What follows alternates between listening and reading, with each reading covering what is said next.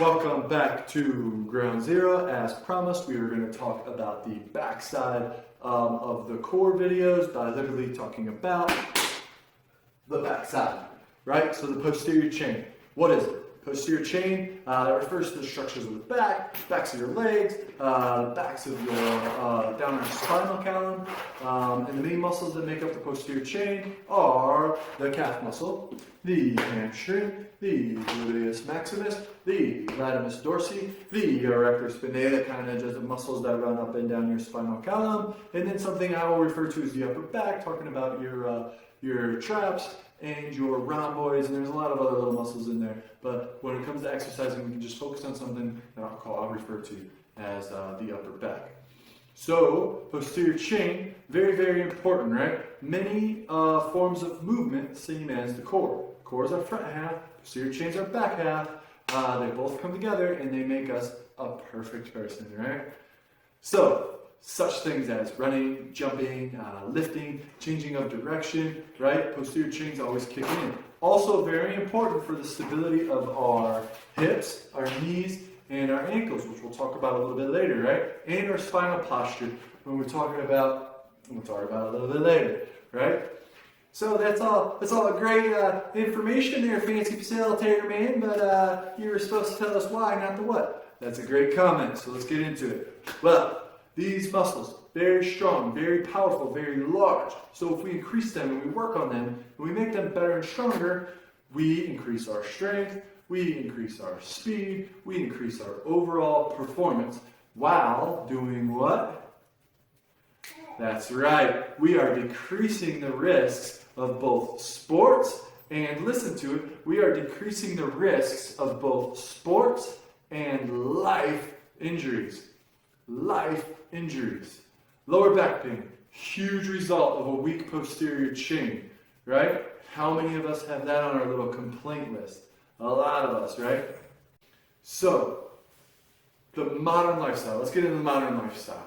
A lot of sitting at work and at home. We're sitting. And this causes an imbalance from our posterior versus our anterior portions of our body. This routine of kind of being sedentary causes your quadriceps and your hip flexors. They literally start shortening and they become tight.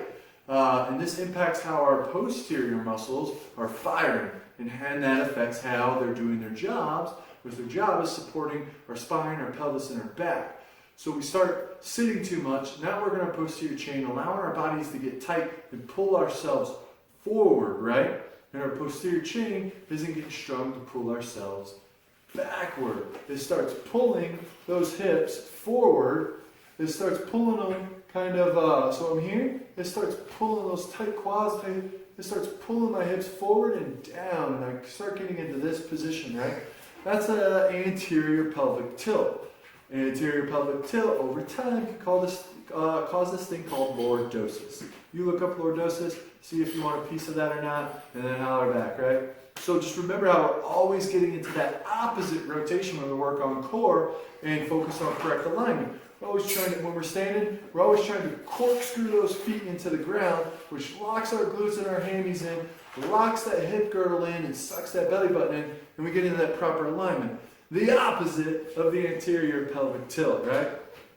So, to add to it, if we have strong quads, bam, bam, bam, I gotta get my teardrop going, I gotta hit the leg extension machine, getting all yoked, I forget about my hammies, I forget about my glutes. It can rotate your femurs, the largest bone in the body, and it can rotate them to an inward position, right? The largest bone in your body that's holding you up, and it can rotate you inward, right? So what's that look like? My big old femurs here, and they rotate in. How many of us have seen this? We've seen this, right? Everywhere. And it's like, man, what am I doing wrong here? Oh my gosh. That's something called valgus, which your physical therapist will really pound on you for. Valgus, valgus, valgus. We gotta fix it, right? We gotta find a way to pull it back out. Now, if you've allowed yourself to let your femur roll in, that's a big task right there. So something else I want you to look at, when my femur rolls in, and my knees go in, and get my camera in a good spot, I roll in, Now, what's happening to my ankles? My ankles are now getting into a pronation. So running becomes a problem, right? And it all comes back to our strong quadriceps that we thought was such a great thing, but we forgot to give it a posterior partner, right? So, let's take a look at how posterior chain can make us a better and just healthier human being. We'll take a quick overview of the main and largest portions of the posterior chain.